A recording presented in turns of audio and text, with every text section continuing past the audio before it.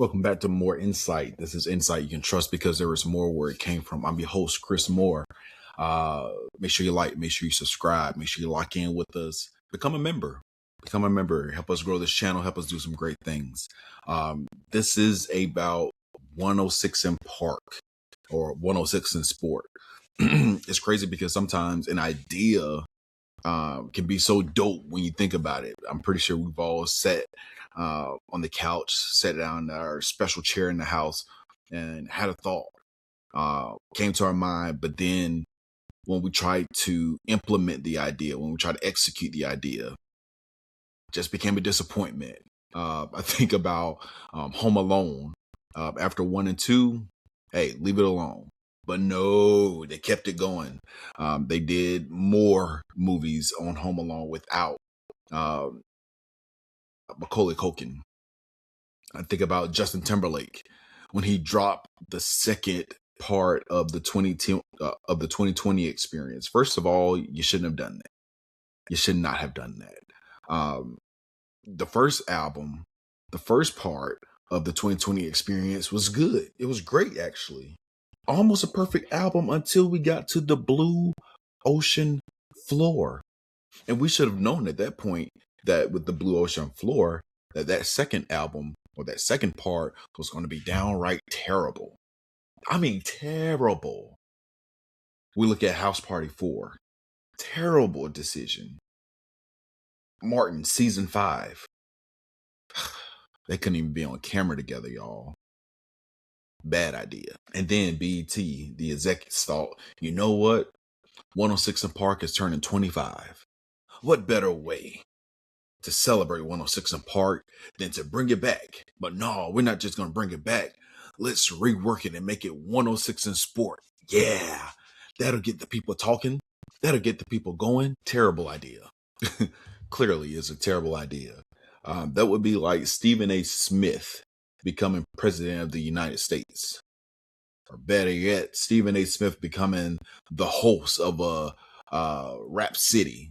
It just don't work. Because here's the thing, you can be talented, you can be famous, you can be entertaining, and you can still be completely out of place when you're in the wrong system, in the wrong ecosystem as they use today. And now the news is official that 106 in Sports has actually been canceled after only after 8 episodes. And honestly, this was pretty predictable. Anybody with common sense can see that this wasn't going to last. Not because Cam Newton isn't talented, not because Ashley Nicole Moss isn't a star, but because the show itself was never designed to succeed. It was never built to last. 106 in Sports didn't fail because of Cam Newton and Ashley Nicole Moss. It failed because the format never quite made any sense. Now let's be clear about something. People are just missing this. 106 in Park was never a talk show. It was a music video show with talk show elements. It was a countdown. It had fan voting. Artists would make their appearance on 106 in Park. They would drop their new video. They would perform. Shouts out to Genuine, one of the greatest performances in 106 history. Michelle Williams took a fall on 106 in Park. It was all about, as soon as school was over with, hey, I got to go to the house. I got to see 106 in Park today. I got to make sure I vote for Kelly and Nelly on Dilemma while she texting on this Microsoft Excel spreadsheet. Like, B2K was at the top of their game in 106 in Park. Shouts out to Mr. 106 in Park himself, Bow Wow. 106 in Park wasn't a show that you just watched, but it was actually a show that you joined in. It lived inside you. It was a part of you growing up as a teenager. It was those songs that were played on 106 in Park that you were talking about in school and that you actually felt when you had your first love and all that good stuff. So when BET revived the brand and pivoted into sports, they misunderstood the assignment. You lost the plot. You kept the name, tweaked the name, you tweaked the stage, and you're trying to base this off nostalgia. But in all of doing that, you remove the core of what it is: participation, discovery, appealing to the youth. So what you ended up with basically was a studio sports talk show wearing the jersey of a music show. 106 in Sports was a sports talk show wearing 106 in Park's jersey. That's all it was. Now, I ain't gonna hold you. I watched an episode. Let me make that clear. An episode. That means one. And honestly, it wasn't bad, but it also wasn't enough to keep me watching. It felt like a network's version of Fourth and One. And that's not shade to Fourth and One, because I love Fourth and One. Cam, his personality was still prevalent. His personality still shined. You had the same, Cam gave you his same Cam tone. He gave you the same athletic conversations. But along with network television and linear television, there are constraints. You have the pacing of a TV. You have segments. And then you also have producers who are trying to essentially keep you in this lane. Even if you don't want to drive in this lane, you want to get over here in the fast lane. Producers can kind of hem you up a little bit. And here's the real issue. Cam has already built a better version of this show on YouTube. To me, BET tried to recreate a show that Cam Newton already does better on YouTube. Digital Cam is more free. He's more loose. He's more authentic. Pause. He's more conversational. So BET essentially tried to bottle something that already existed, but put it on their brand of television. And that's just backwards. And as for Nicole Moss, she's a star. Unfortunately, she's also a Cowboys fan, but there's something wrong with everybody. But when it comes to her presentation on CBS, she shines. She shined on 106 in Sports.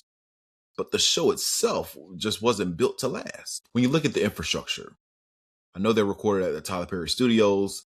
There was a massive LED screen. They did have a live audience. It was produced by Spring Hill. That's major TV machinery, if you will. That's major TV backing for a format that actually thrives in intimate situations. Sports culture conversations in 2026, they don't win in arenas. They win on couches, barbershops, podcasts, locker rooms. That's where podcasts can live. Sports culture doesn't live on stages anymore. It lives on couches, which is exactly why Fourth and One works. Because Pam Power isn't hosting, it's conversation. So essentially the show felt like Cam Newton was inside the BET architecture, inside of BET, inside of Cam Newton culture. 106 in Sports put Cam inside BET instead of putting BET inside of Cam. But today, BET has different leadership, which means decisions are more corporate, strategy driven, ratings driven. And that's not evil, essentially, but it's different. Because this ain't Bob Johnson's BET. This ain't Comic View. This ain't Teen Summit. This ain't Rap City. This ain't Cedar's World. This ain't Midnight Love. This ain't BET Uncut. Back then, BET felt like it came from inside of our culture. It felt like the DNA of our culture. Now, more often than not, it just feels like programming about the culture. To some degree, culture exploitation. Old BET came from the culture. Modern BET often programs about the culture.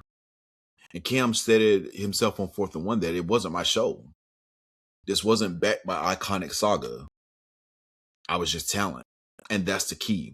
When the host doesn't control the vision, the culture can feel rented. It can feel like it's not really a part of the vision. Here's another truth. The 106 in Park hosts were entertainers, not athletes. Jay and Free, Terrence and Roxy. Wow. Their job wasn't analysis. It was about energy, crowd control, humor, improvisation. Don't get it twisted. Cam Newton is a star. He's a storyteller. He's a personality. But he's also everywhere.